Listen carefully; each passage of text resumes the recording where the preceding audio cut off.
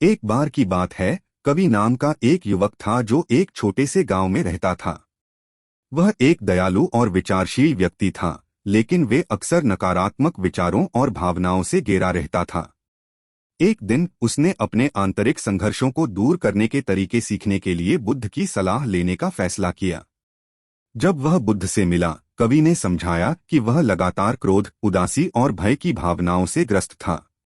उन्होंने बुद्ध से पूछा कि वे इन नकारात्मक भावनाओं को आसानी से क्यों नहीं छोड़ सकते और शांति प्राप्त नहीं कर सकते। बुद्ध ने उत्तर दिया, कल्पना कीजिए कि आपको एक तीर से मार दी है। आपको जो दर्द महसूस हो रहा है वह पहले तीर की तरह है। हालांकि तीर से आपको जो पेन महसूस होती है वह दूसरे तीर की तरह है, और यह वैकल्पिक है।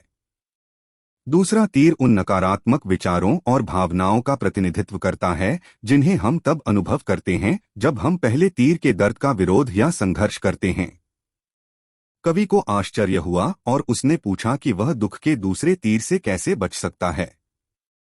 बुद्ध ने समझाया कि पीड़ा से बचने की कुंजी बिना प्रतिरोध किए पहले तीर की पीड़ा को स्वीकार करना है।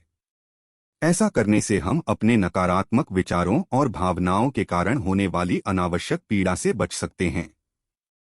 तब बुद्ध ने कवि को एक ऐसे व्यक्ति की कहानी सुनाई जिसे 2 तीर मारे गए थे। वह आदमी दर्द से रोने लगा और पूछने लगा कि तीर किसने चलाया था। वह अपने गुस्से और हताशा से इतना खो गया था कि उसने दूसरे तीर पर ध्यान नहीं दिया जो उसे लगा। वह आदमी अंततः अपने घावों से मर गया, पहले तीर के कारण नहीं, बल्कि पीड़ा के दूसरे तीर के कारण जो उसने खुद पर लगाया था। बुद्ध ने कवि को समझाया कि मनुष्य की पीड़ा पहले तीर की पीड़ा के प्रतिरोध का परिणाम थी। यदि मनुष्य ने बिना संघर्ष किए ही पीड़ा को स्वीकार कर लिया होता तो वह दूसरे तीर और उससे होने वाले अनावश्यक कष्ट से बच जाता।